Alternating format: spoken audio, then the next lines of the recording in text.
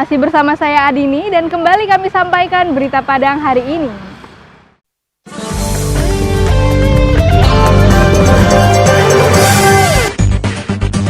Sebuah kantor pemerintahan nyaris terbakar pada Rabu dini hari, gara-gara warga membakar sampah di lahan kosong. Otoritas Bandara Wilayah 6 berkomitmen untuk pembangunan zona integritas menuju wilayah bebas dari korupsi.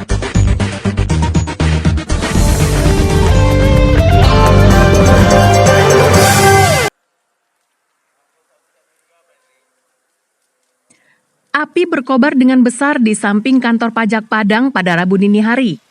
Api ini berasal dari lahan kosong di sebelah kantor tersebut. Awalnya ada warga yang membakar sampah. Namun tanpa disadari, api membesar dan membakar rumput liar dan tumbuhan yang ada di sekitar area.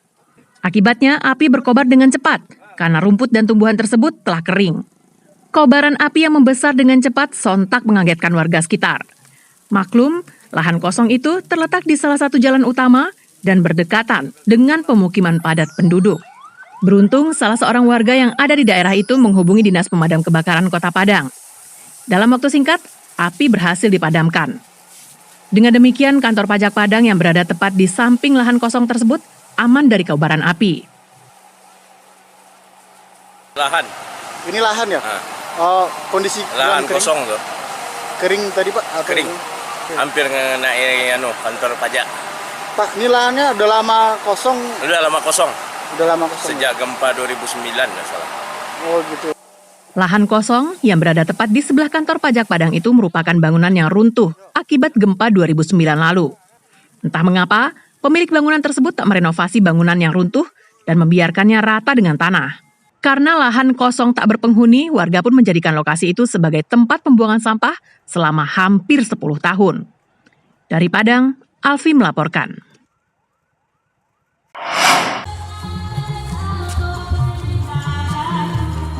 Untuk menciptakan lingkungan yang bebas korupsi, Otoritas Bandara Wilayah 6 Padang Rabu siang melaksanakan deklarasi atau komitmen bersama tentang pembangunan zona integritas menuju wilayah bebas dari korupsi dan menuju wilayah birokrasi bersih melayani. Deklarasi dilakukan di lapangan kantor Otoritas Bandara Wilayah 6 dengan tetap menjalankan protokol kesehatan, yaitu menjaga jarak dan memakai masker. Kegiatan ini diikuti seluruh pegawai kantor Otoritas Bandara Udara Wilayah 6 Padang. Menurut Kepala Kantor Otoritas Bandara 6, upacara ini dilaksanakan untuk menunjukkan komitmen bersama seluruh pegawai dalam upaya membangun budaya integritas guna terwujudnya tata kelola yang baik dan bersih di lingkungan Otoritas Bandara Wilayah 6 Padang. Kegiatan ini juga dalam rangka pelaksanaan reformasi birokrasi demi terciptanya pemerintahan yang baik dengan 3 indikator utama, yakni peningkatan kapasitas dan akuntabilitas organisasi, pemerintah yang bersih dan bebas KKN, serta peningkatan pelayanan publik. Ingin meraih predikat dan ditetapkan oleh Menpan RB masuk Odan Padang menjadi salah satu yang ditunjuk dan memenuhi syarat untuk mendapatkan predikat kantor yang memenuhi syarat untuk kantor menjadi wilayah bebas korupsi, BBK. Untuk itu, Kepala Otoritas Bandara mengajak seluruh pegawai kantor otoritas untuk bersama-sama meningkatkan pelayanan kepada masyarakat, melakukan inovasi-inovasi pelayanan, dan melarang adanya KKN maupun gratifikasi. Robiham melaporkan dari Padang.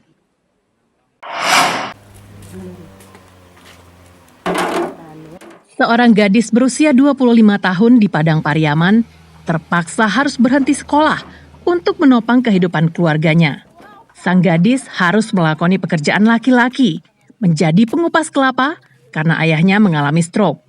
Beginilah rutinitas Yuliani menjalani kehidupan sehari-hari. Gadis ini harus mengerjakan pekerjaan yang seharusnya dikerjakan oleh kaum lelaki, yaitu sebagai pengupas kelapa. Upah mengupas kelapa rata-rata 60.000 per hari.